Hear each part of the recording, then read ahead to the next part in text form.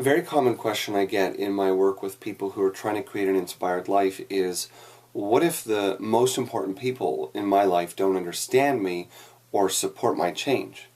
Well, the first thing that you have to remember to do is focus on your change, which means you have to trust yourself enough to know that whatever is most important and whatever is most healthful for you has to come first.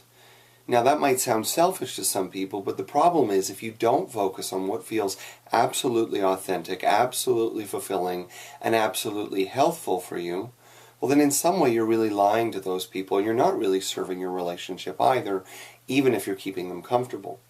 The second thing, once you've started to make some progress, is to make sure that you have support. And maybe the support comes from a friend that understands what you're going through, or a counselor, or a therapist, or even a coach of some kind, just to help you make those bigger steps, those more challenging steps, because we're not always going to have the courage to do it on our own. Once we start moving to a place of clarity, then we need to work on communicating with those people we love.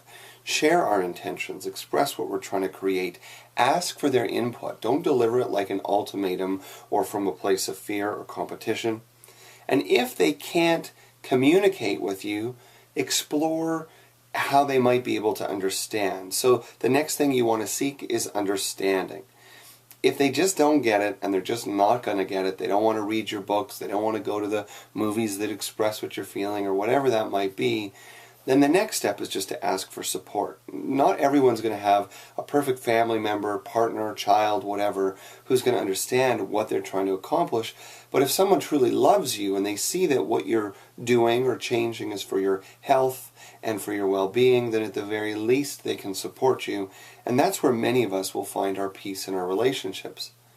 And if you've gone through all those steps, working on yourself, finding support and courage, working to communicate, deepening the understanding, and then finally asking for support, if all those things have failed, you probably have to recognize that the relationship that you're thinking about or talking about or dealing with really isn't a relationship for you.